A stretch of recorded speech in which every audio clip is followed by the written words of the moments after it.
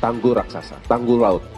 Saya ulangi, yang ini harus diperhitungkan dengan baik agar ya benar-benar menyelesaikan masalah tanpa merusak ekologi yang secara berlebihan dan tetap memperhatikan kehidupan masyarakat yang ada di pesisir utara. Yang lalu kita juga tahu kejadian banjir di Jabodetabek termasuk kota Bekasi yang paling buruk itu akibat ada banjir dari hulu ya di kawasan Bogor Puncak yang karena curah hujan ekstrim, resapan airnya tidak baik karena tata ruangnya juga banyak yang sudah beralih yang seharusnya itu bisa menjadi resapan air, tapi karena menjadi hunian atau menjadi lokasi industri maka sangat mengganggu daerah aliran sungai dan kemudian terjadi ya luber, sungainya juga mungkin terhambat oleh sampah dan terjadi penyempitan dan juga pendangkalan. Pak Menteri, terima kasih.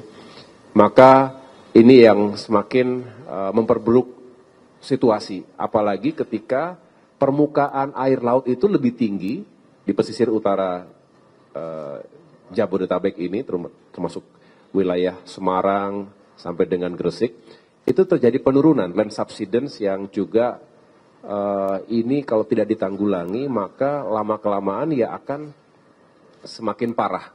Tanggul pantai ini harus kita perkuat, tapi kita juga memikirkan bagaimana air tanah tidak habis-habisan dieksploitasi sehingga permukaan tanah itu makin turun. Jadi harus ada suplai air yang sekarang untuk Jabodetabek ini diperkuat dari Jatiluhur dan juga Bendungan Karian dari Banten.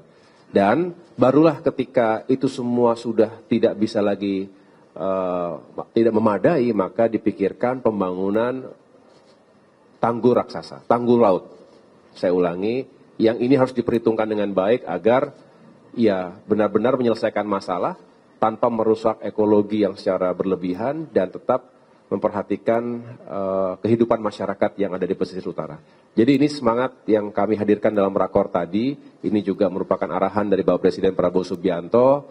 Tadi Pak Menteri Perumahan juga mengingatkan, ditambah lagi dengan masukan-masukan yang lain, agar perencanaannya harus benar-benar matang, terintegrasi, dan melibatkan berbagai pihak. Ini adalah upaya pemerintah bekerja sama dengan semua stakeholders, termasuk kita juga membicarakan skemanya seperti apa, skema kerjasamanya, pembiayaannya agar mencukupi, karena kita tahu diprediksi ini akan memakan anggaran yang tidak kecil, tetapi Bapak Presiden juga mengatakan jangan berpikir itu, kita berpikir penyelamatan manusianya, menyelamatkan lingkungan hidup kita.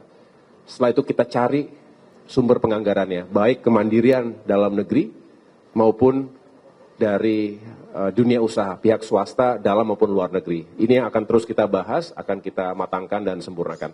Desainnya sudah terus kita perbaiki sehingga mudah-mudahan ini akan mendapatkan keputusan dan bisa segera dijalankan. Demikian.